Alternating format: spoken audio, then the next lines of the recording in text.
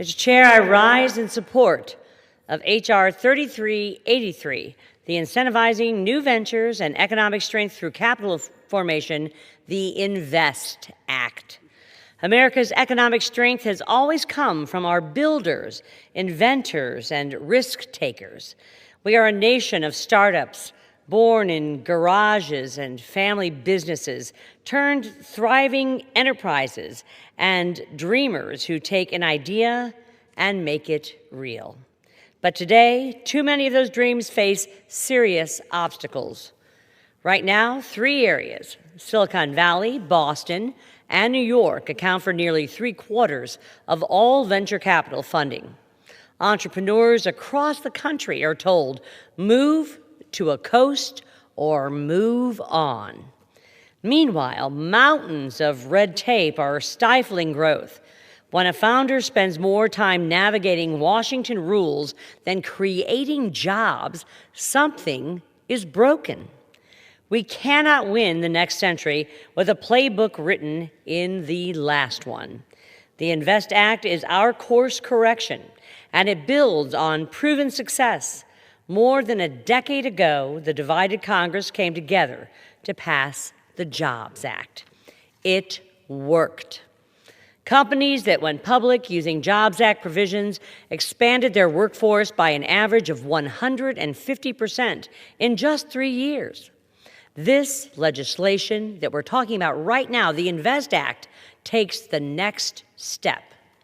Our Capital Markets Subcommittee heard from entrepreneurs and small businesses who can't access capital in their own communities. Main Street investors with deep expertise who are locked out of opportunities just because they aren't wealthy enough, and emerging fund managers who confirmed outdated rules are holding America back. These aren't abstract problems. They're costing us jobs, innovation, and economic growth in every district that we represent. The INVEST Act delivers targeted solutions. It revises the accredited investor definition to recognize that financial sophistication comes from what you know, not just from how much you earn. It also reduces the regulatory burden that discourages companies from going public.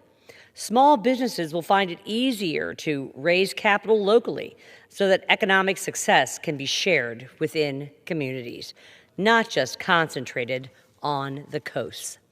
This is bipartisan, pragmatic policy.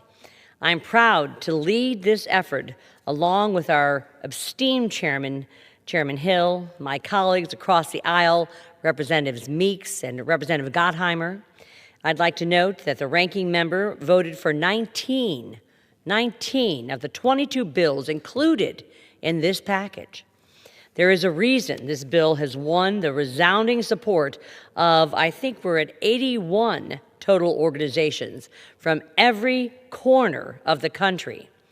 When we expand access to capital and opportunity, everyone wins. More companies will choose to grow here, go public here, and create jobs here instead of overseas. More Americans and everyday retail investors investing in innovation, and more communities across the country will participate in the prosperity that entrepreneurship creates.